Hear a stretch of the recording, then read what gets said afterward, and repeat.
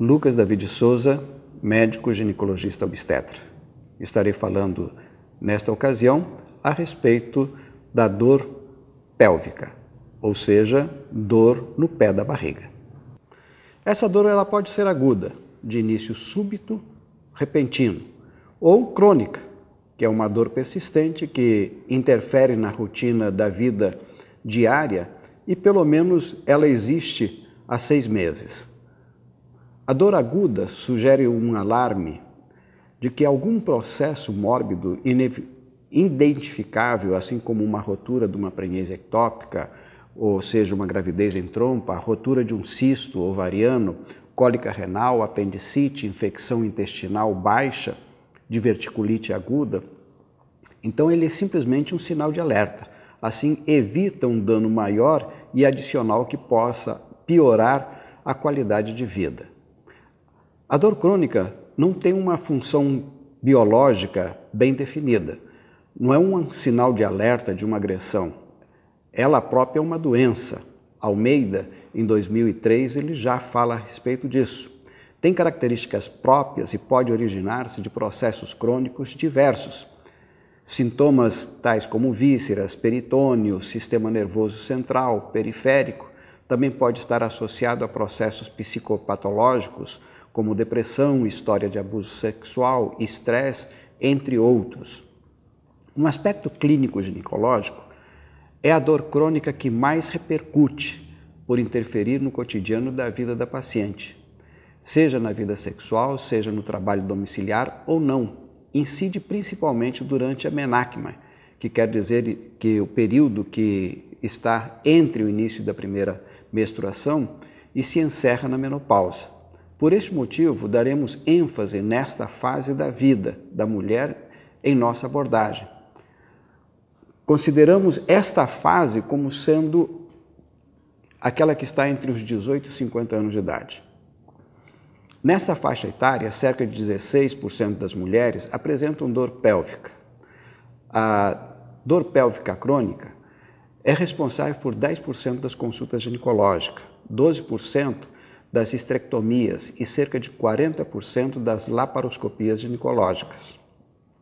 Desde o prisma psicossocial, acredita-se que a dor crônica pode estar associado a um ganho pessoal do paciente, como obtenção de benefícios, como maior atenção por parte da família, afastamento das atividades indesejáveis, trabalho doméstico, emprego, relações sexuais sem desejo, levando a paciente inconscientemente a perpetuar as suas queixas e supervalorizar o seu mal, os sintomas que está tendo.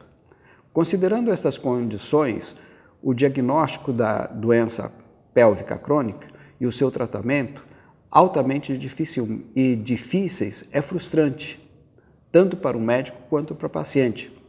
A variedade de hipóteses diagnósticas, exames aos quais a paciente é submetida e especialistas consultados sem sucesso aumenta essa expectativa e a frustração da paciente, porque o tratamento com frequência leva ao alívio da dor por curto período de tempo. A falta de adesão e a persistência na busca de soluções com um único profissional faz que a doença pélvica crônica uma patologia, ou seja, uma doença de cuidado multidisciplinar. Porém, a falta de um diagnóstico muitas vezes é impeditivo para ações dos diversos profissionais atuarem. Causa e etiologia da doença crônica, nós temos várias situações que temos que ver. Primeiro, o trato reprodutivo, ou seja, a parte ginecológica, endometrioses, aderências pélvicas, congestões pélvicas, varizes, parauterina, dor do meio da ovulação, síndrome de Allen-Master. Outros sistemas, ou seja, não ginecológica, síndrome do colo irritado, cistite, recorrentes e intersticiais, síndrome miofaciais, abdominal, porfíria, anemia falciforme, também são motivos de dor pélvica crônica. Temos as não orgânicas, evidências de transtornos psiquiátricos, sem causas orgânicas ou psiquiátricas, história de abuso sexual, físico ou ambos, a vida sexual insatisfatória, desejo de atenção, carência afetiva. Mas para chegarmos a esse diagnóstico, temos que ter alguns cuidados. Da parte médica, é importante que se faça uma boa história da paciente. E uma ferramenta vital para o diagnóstico é a condução do caso. Além disso, é nesse momento em que se conquista a credibilidade da paciente e temos a possibilidade de restituir a esperança de uma cura.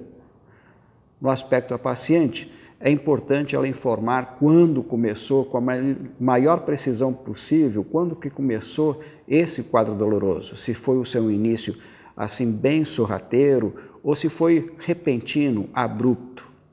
A localização da dor é muito importante. Então, se você pode mostrar com um dedo aonde ou com a mão indicar aonde que é a dor, a localização da dor é importante para se conduzir o diagnóstico. A intensidade da dor também é importante. As suas características, como em que período que ela aparece com mais intensidade, se existe um momento em que ela dói mais, se ela segue algum ciclo doloroso.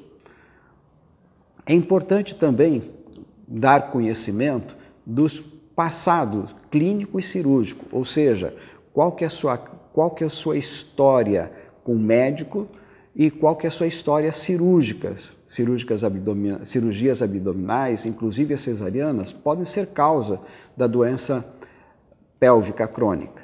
Doenças inflamatórias pélvicas, tais como produzidas por DST, doenças sexualmente transmissíveis, a tuberculose abdominal pélvica, hábito intestinal e alimentar, são fatores que podem dar origem a esse quadro de doença da pelve.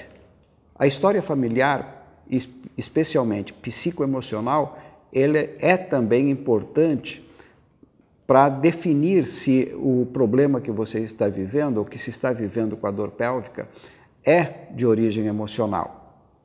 O exame físico, ele deve ser realizado nas diferentes posições do cotidiano da paciente, no seu cotidiano.